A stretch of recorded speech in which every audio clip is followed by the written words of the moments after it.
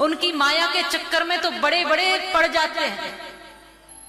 हम जब बहुत छोटे थे तो हमारे यहाँ एक संत आया करते थे, वो कथा कहते थे और एक गीत गाते थे कि माया की चाकी चल रही है, कोई पिस मत जइयो भैया। ब्रज की भाषा है, माने माया की ये चक्की है और ये निरंतर चल रही है, ये अपना असर दिखा रही है। इसके बीच में, इस पाट के बीच में आओगे तो पिस ही जाओगे।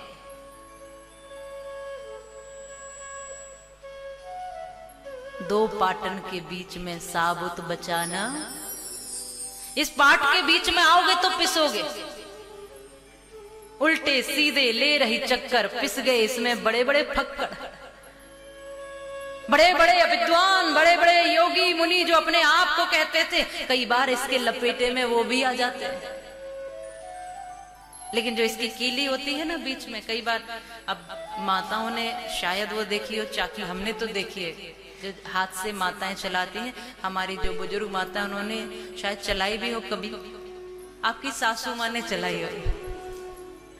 तो आपने देखा होगा कि जो कीली के जो नीचे जो दाना कोई रह जाता वही साबुत बचता, और जो पाट के बीच में आया वो, इसलिए जो राम परमात्मा की, जो भगवान की कृपा का पात्र बना रहता है वही इस माया से बचा रहता है। बाकी तो अहंकारी, क्रोधी, कामी, लोभी, लालची सब इसमें चकनाचूर हो जाते हैं। इसलिए कोई घमंड मत करना, अहंकार मत करना कि मैं बड़ा सिद्ध पुरुष बन गया हूं, न जाने कब ये सिद्धि खाक में मिल जाए।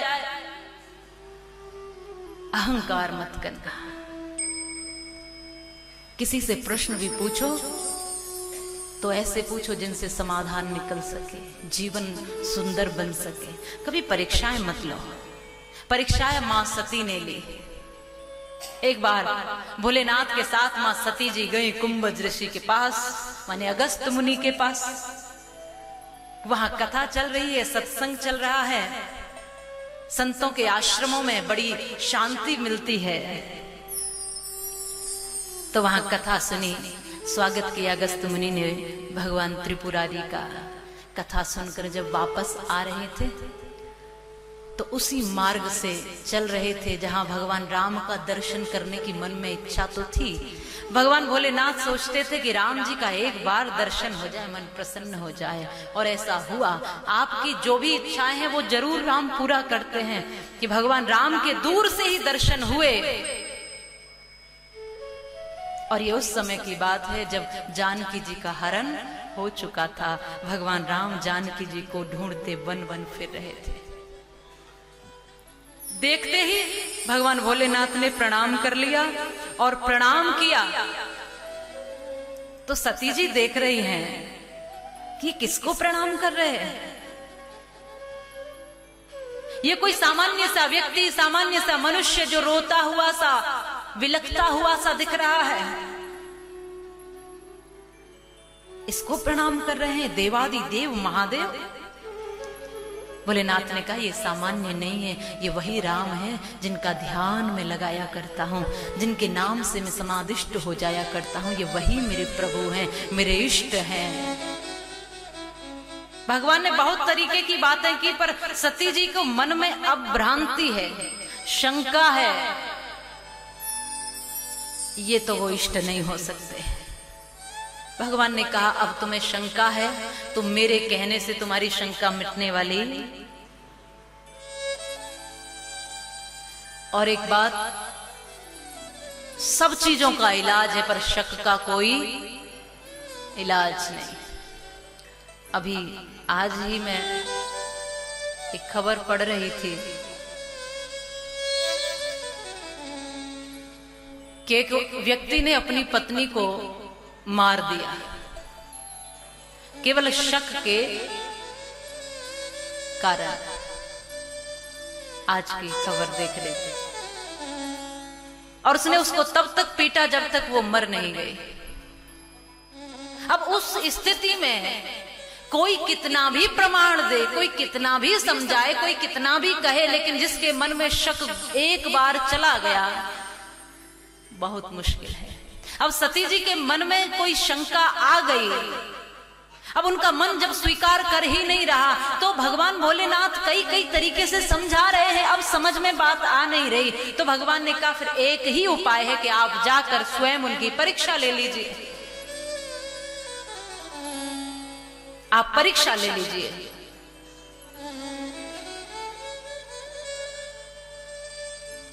मैं तब तक यहाँ पेड़ की छांव में आनंद से बैठता हूं, मैं तुम्हारी प्रतीक्षा करता हूं, तुम जाओ अपने तरीके से उनकी परीक्षा ले लो, जैसे तुम्हारे मन को तसल्ली हो उस तरीके से आप तसल्ली कर लो।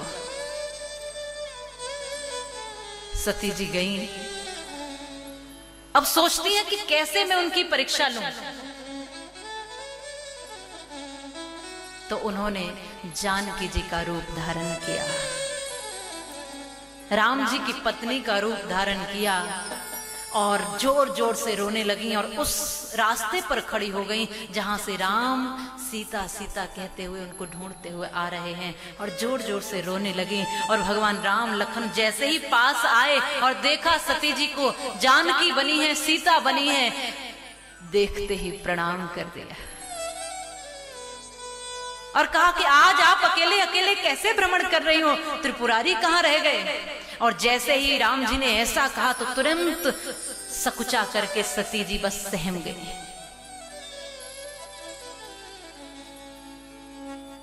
वो तो तुम्हारे हर रूप को जानता है, कितने भी रूप बदल लो, कितने भी रूप बना लो, वो तो सब पहचान लेता है।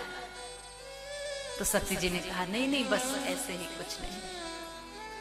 और भगवान ने अब अपनी और लीला को दिखाया। तो स्वयं अब सती जी के भ्रम को दूर करने के लिए एक लीला प्रकट की।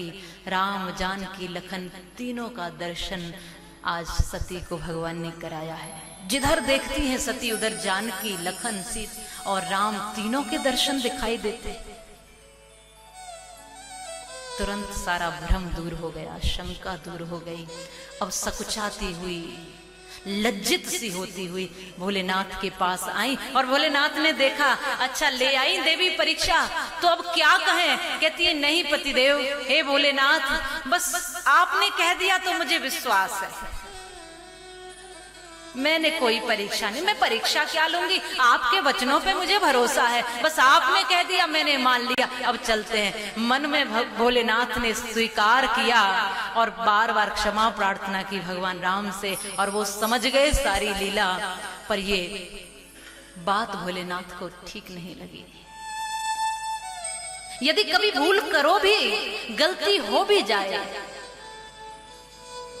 तो उसका पश्चाताप कर लेने में, उसी में भलाई। पर कहते ना कि एक झूठ को छुपाने के लिए कई कई झूठ बोल, इसलिए पहली बार में ही सत्य बोल दो।